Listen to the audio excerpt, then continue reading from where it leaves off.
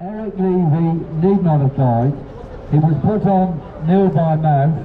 He had been eating only 2 days before because Jill had been feeding him and the hospital had been neglecting him.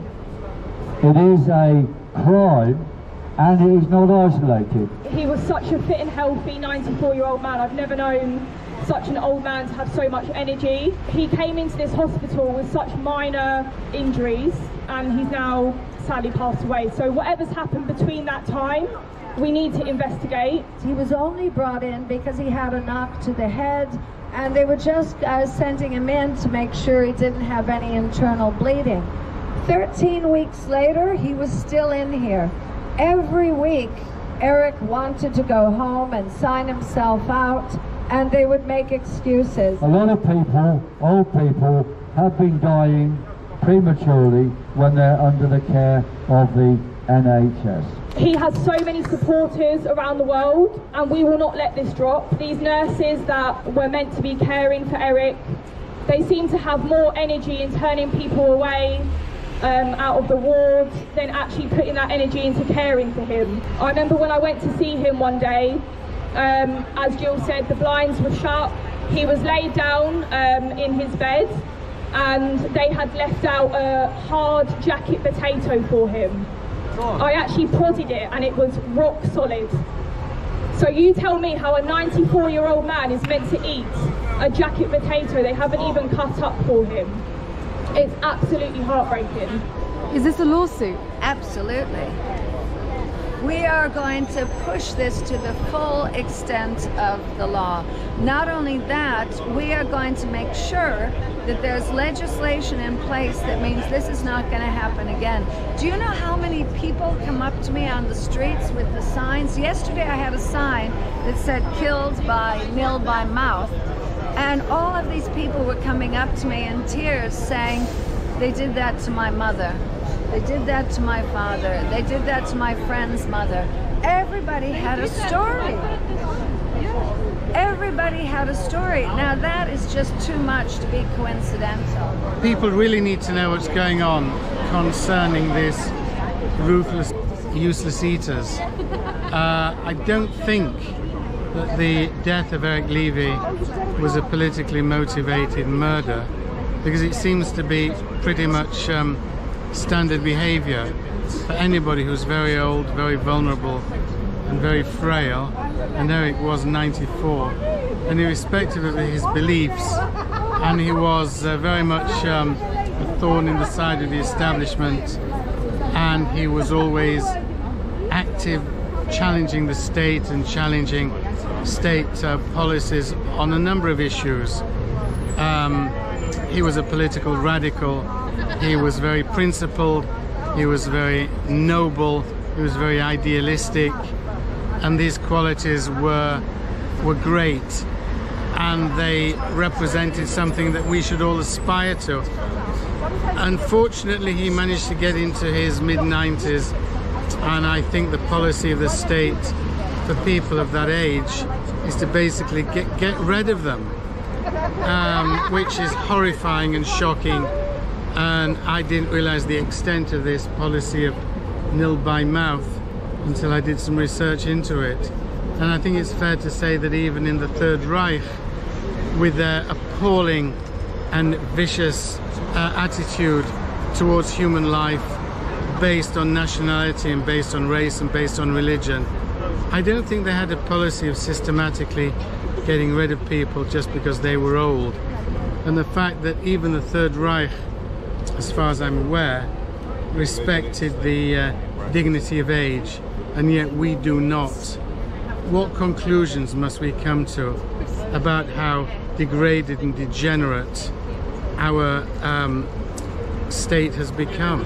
I had a lovely girl earlier, Esther, come up to me and speak to me, and she started crying, and she said that her friend's dad sadly passed away in this hospital, and they actually sued this hospital because a similar situation has happened. So this has happened to so many people. I think it's happening a lot. I think it's happening right now, and I think it's not just Eric Levy who has been effectively murdered this week through the withdrawal of food and liquid, but also other people. I think we may never know the extent of this relentless campaign of, well, it's not genocide, it's democide, because it's targeting a particular group in society.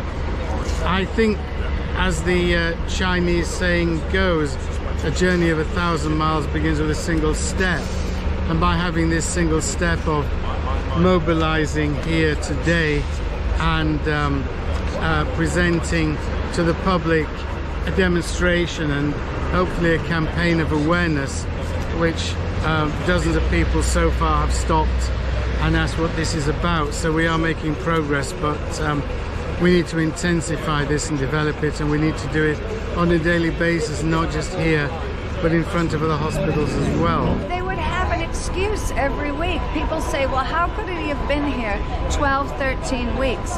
All he did was get a bump on his head because he fell backwards because he had building work going on in his flat. And for that, they kept him in for 12, 13 weeks. So we knew every week he had to come out or he's going to get worse, but they lied to us every week and said, oh, he's going to be discharged next week. We're just going to do his bloods on Monday, and it looks good, so he'll probably be discharged Thursday. And then, magically, there's another thing that came up every week that prevented him. He said he wanted to sign himself out. They lied to us and said he's got an MCA, saying he's not of sound mind. But there was no MCA. I kept asking for this mental capacity assessment form, which they say he failed. I said, I want to see it. What doctor signed it and what was the date? They could never produce it for me. So they threatened him and told him he couldn't sign himself out on false pretenses. Do you think this is a problem of hospital administration as well, that the administration boards have taken over the hospital and is telling doctors and nurses what to do and then just doing it unquestionably? Right, well, if that's the case, then it would shift the blame from the medical profession, practicing doctors and nurses, who ought to be held accountable for making unethical and immoral decisions against patients. If it's not those people who are initiating this vile and brutal policy, but rather the bureaucrats and the administrators, that doesn't make them any less complicit or any less liable. But what it does suggest is that massive pressure and coercion has been applied on doctors and nurses in order to carry out an inhuman policy.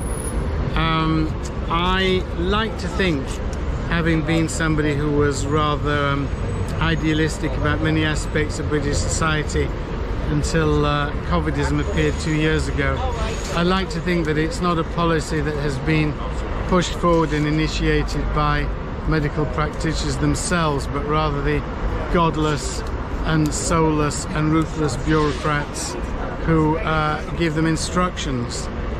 The death rate for these kind of things is huge, and I call it geriatric genocide.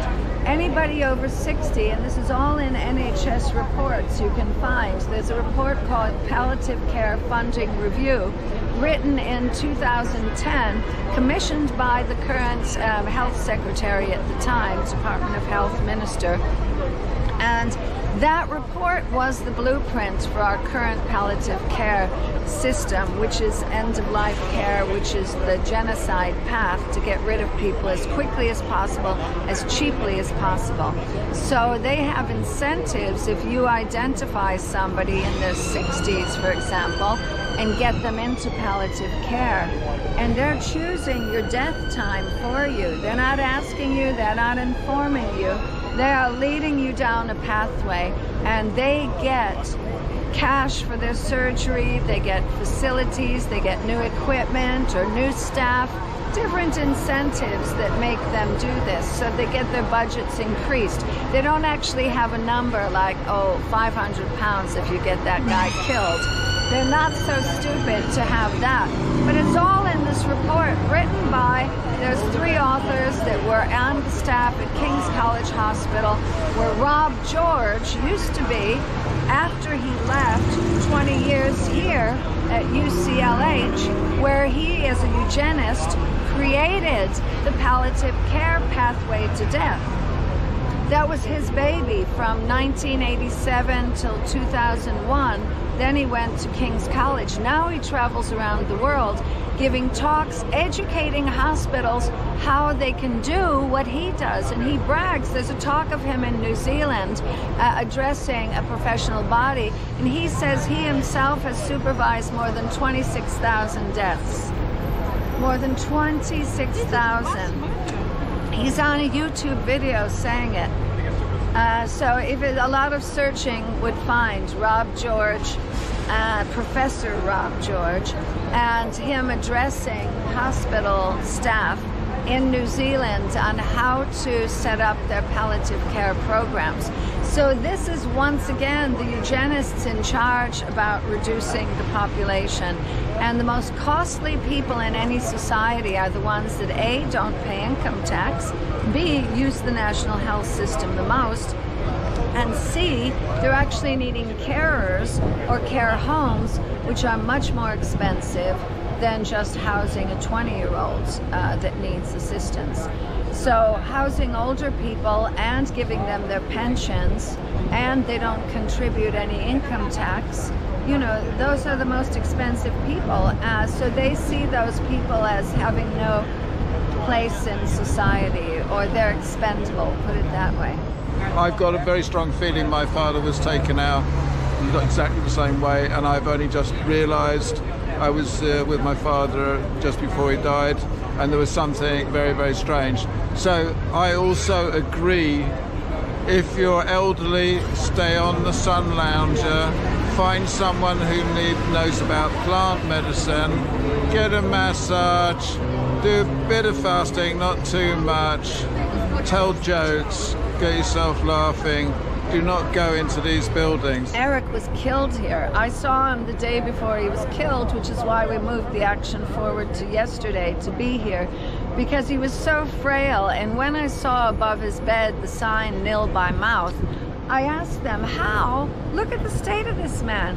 He was emaciated. I said he needs to gain weight, not lose weight. You don't put him on a nil by mouth. He's not going for surgery.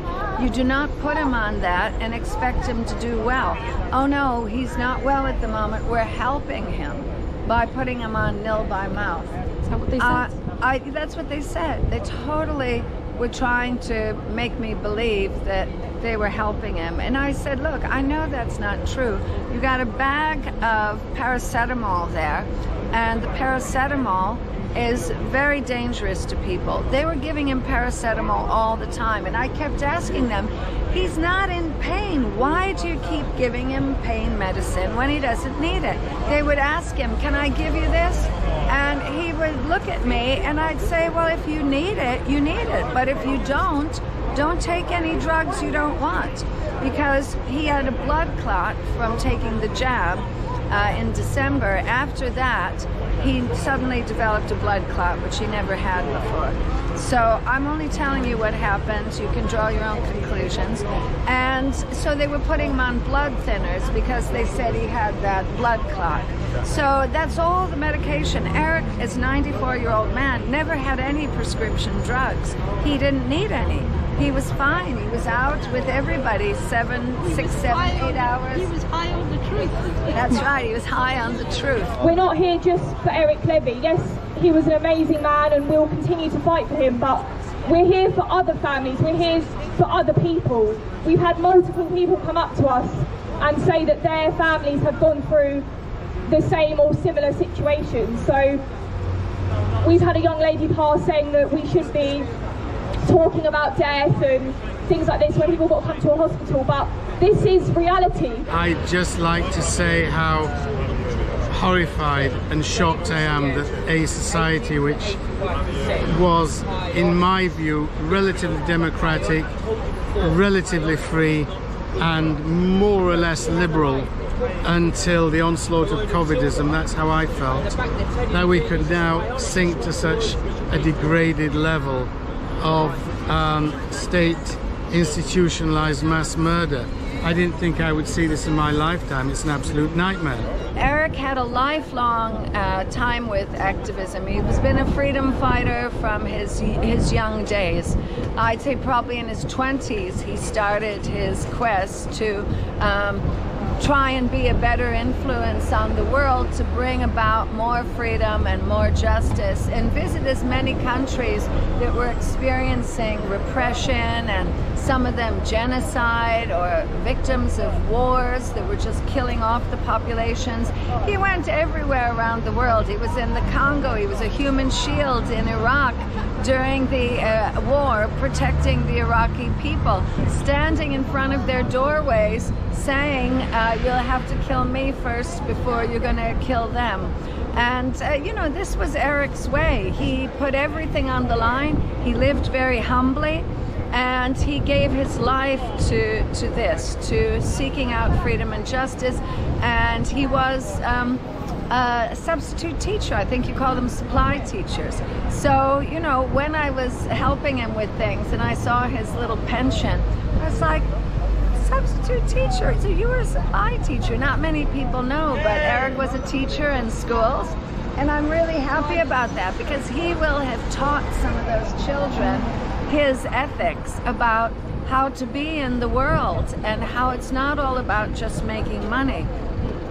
So Eric walked the walk and he talked the talk. He wasn't a phony.